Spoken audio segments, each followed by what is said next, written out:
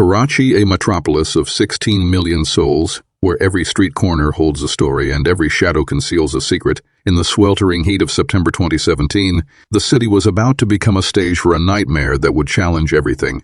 People thought they knew about safety, terror, and the human mind.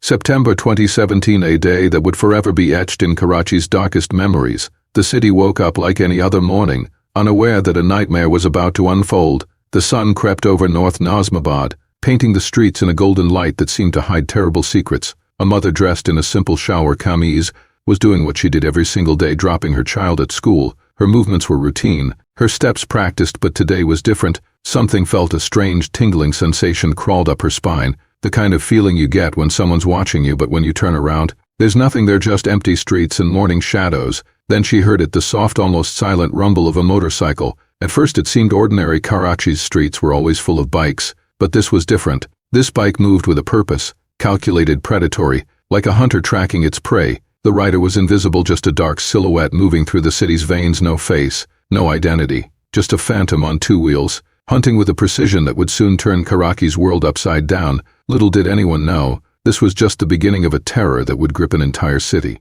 As the mother from North Nazimabad completed her morning routine, the city remained unaware of the predator lurking in its shadows. The motorcycle, that silent hunter of urban nightmares, continued its calculated patrol through Karachi's maze-like streets. By midday, whispers began to spread, first quietly, then like wildfire. Something was wrong, very wrong.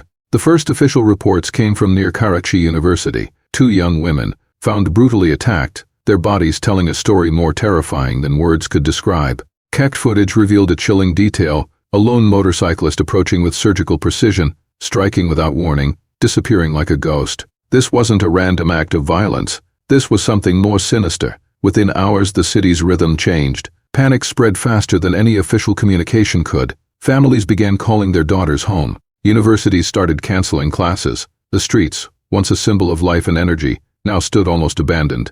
The killer had achieved something beyond physical attacks. He had conquered the city's psychology, turning freedom into fear with just a few calculated moves. No one knew his name, no one knew his face, but everyone knew his presence. Karachi was no longer just a city. It had become a hunting ground, and the hunt was just beginning. Inside the Karachi police headquarters, a war unlike any other was unfolding. The investigation room looked more like a detective's worst nightmare, walls covered with a complex web of maps, photographs, and red connection strings. It resembled a conspiracy board more than a professional investigation. Inspector Khalid Rahman, a 25-year veteran with weathered hands and eyes that had seen Karachi's darkest secrets, knew something was fundamentally different about this case. His colleagues watched him trace invisible patterns, muttering under his breath, "This isn't a criminal, this is a phantom." The evidence defied logic. No clear victim profile, no consistent attack pattern, just pure, calculated terror spreading across the city like an invisible virus. Each crime scene added more questions than answers. Forensic teams worked in exhausting shifts. Psychological profilers scratched their heads. The killer seemed to be playing an intricate game where only he knew the rules. Karachi's most experienced investigators were being outsmarted by a shadow on a motorcycle.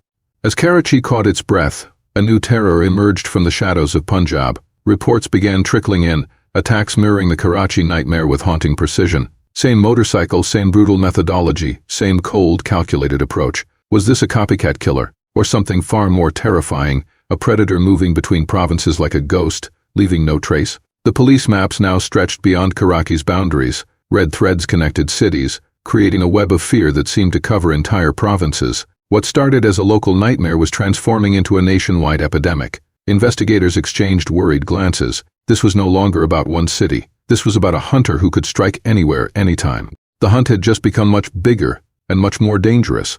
The forensic team gathered quietly, their conversations thoughtful and deliberate. This wasn't an ordinary case, it was a battle of wits against an unseen adversary. Dr. Aisha Khan, Pakistan's leading criminal psychologist, leaned over the case files, her focus sharp. She addressed her team with a calm but determined voice. "This isn't random. There's a deeper strategy behind these incidents, a pattern we need to uncover." Each event seemed to follow a hidden design, a carefully crafted plan. The timing, the targets, everything pointed to a larger, more intricate puzzle. The city watched anxiously, not in fear but in curiosity, eager to see how this mystery would unravel.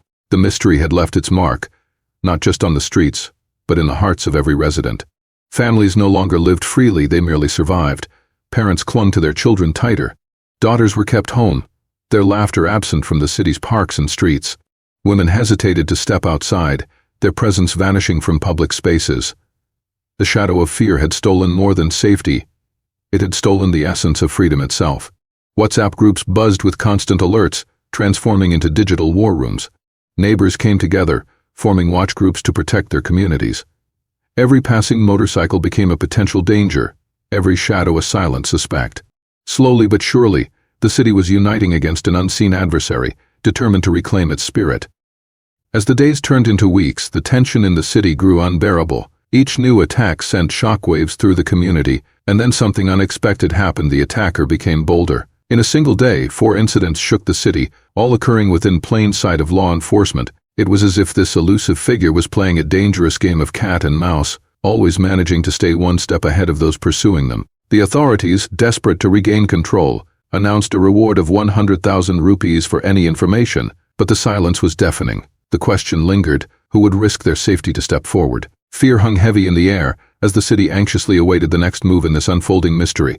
Rumors began to circulate, weaving through the streets like a chilling breeze. Whispers suggested an unlikely connection between Karachi and Punjab, a trail that stretched across provinces. The forensic team, already grappling with unanswered questions, now faced an even more perplexing puzzle. The story of a figure who vanished without a trace, only to reappear like a ghost, unsettled everyone. Was this part of a deliberate strategy, or just the chaos of chance? Dr. Aisha Khan delved deeper, piecing together scattered fragments of evidence. "This isn't just about geography," she remarked. "There's a psychological complexity here, a motive that defies the ordinary." As new clues surfaced, the city buzzed with curiosity. People speculated, analyzed, and debated, trying to make sense of the enigma unfolding before them. Karachi and Punjab were now bound by an invisible thread, one that hinted at a deeper, more intricate design.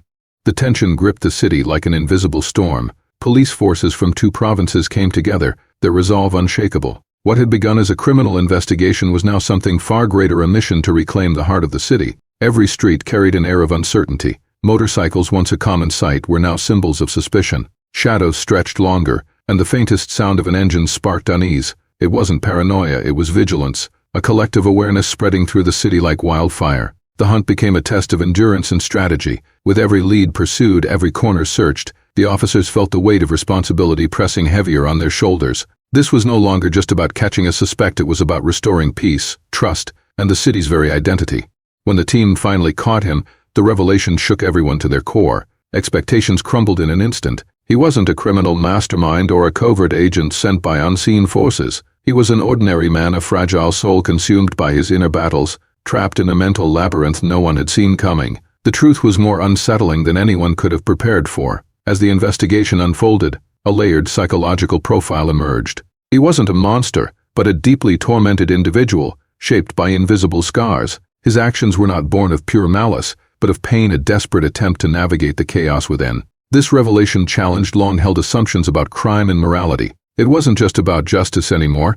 It was about understanding the human condition, how society overlooks its broken members, and how those shadows can spiral into darkness. Nightmare may be over, but the questions remain unanswered. Could this be the end? Or is there more lurking in the darkness? Don't let this chilling story slip into obscurity. Subscribe now for exclusive access to more gripping mysteries and psychological twists that challenge everything you know.